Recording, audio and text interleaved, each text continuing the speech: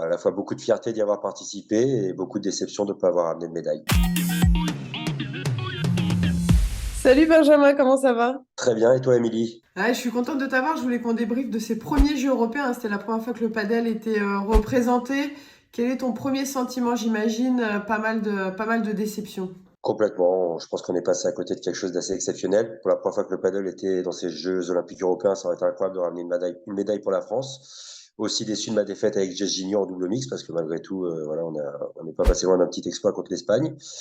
Voilà, à la fois beaucoup de fierté d'y avoir participé et beaucoup de déception de ne pas avoir amené de médaille. Les filles ont plutôt pas mal assuré quand même dans cette compète. Alors certes, il n'y a pas de médaille, donc il y a cette déception. Mais globalement, c'était plutôt pas mal, notamment Jessica et Lucille qui perdent dans le quart contre la tête de série numéro un et 6-3 au troisième. Voilà, ça, c'est une belle performance quand même. Complètement, elles ont fait un match incroyable. J'ai pas eu la chance de le voir entièrement parce que je jouais à côté en même temps. Donc bon, c'est dommage, mais voilà, le désavantage qu'avaient les filles sur ce championnat, c'est qu'elles n'étaient pas tête de série dû à leur classement dans les championnats du monde par équipe.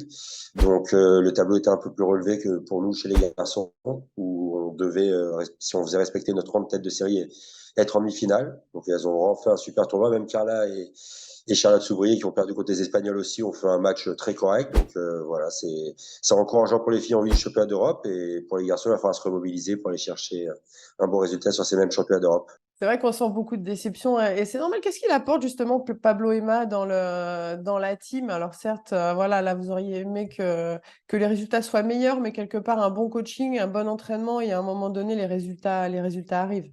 Complètement, Pablo, il apporte cette expertise espagnole. Il a un coup d'œil très très développé. Il voit tout, donc très vite, il sait où les points faibles de nos adversaires sont, ce qu'on doit éviter, ce que sur nous on doit se concentrer. Et puis vraiment, je pense que voilà, il apporte beaucoup de confiance.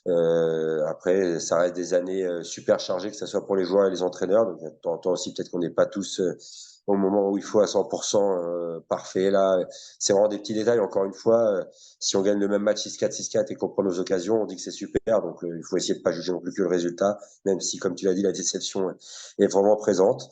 Mais voilà, Pablo, en tout cas, ce qui est sûr, c'est que je pense que c'est un des meilleurs coachs en Espagne. Il l'a déjà prouvé, et que voilà, c'est que ces petits conseils à des moments importants, souvent, on fait la différence. C'est quoi ton programme là sur les semaines à venir? Et puis on a le Green Wiz en ligne de mire au mois de septembre. Ça, c'est un objectif incroyable. Je pense que cette deuxième édition du Green Wiz Major Premier va être incroyable.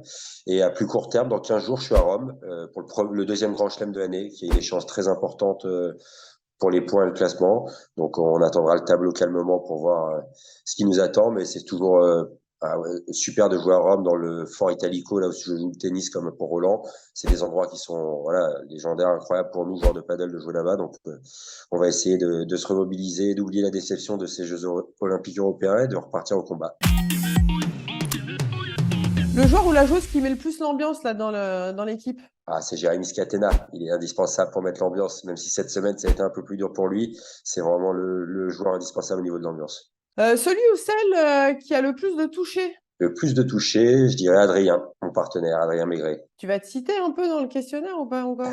Là, t'as pas pris les deux trucs où je suis le meilleur. Je vais parler de la défense. Allez, la plus belle bandera. La plus belle bandera, Alix Colombo. Le plus gros physique. Plus gros physique, je dirais Thomas Legge. Le meilleur défenseur. Allez, je vais me mettre, puisque t'as dit qu'il fallait que je me mette. Non, je pense que voilà, le meilleur contre-attaquant. Allez, le plus talentueux. Oh, ça, c'est dur. Mais allez, je vais rendre un petit hommage à Jess Ginier, qui s'entraîne un peu moins que les autres, qui est au niveau des tout meilleurs. Donc, je dirais qu'elle est très talentueuse malgré tout. Et dernière question, le plus gros bosseur? Le plus gros bosseur, bosseuse, bon, je suis obligé de reciter une déjà dite, Alix Colombon, qui est pour moi le professionnalisme incarné dans le paddle.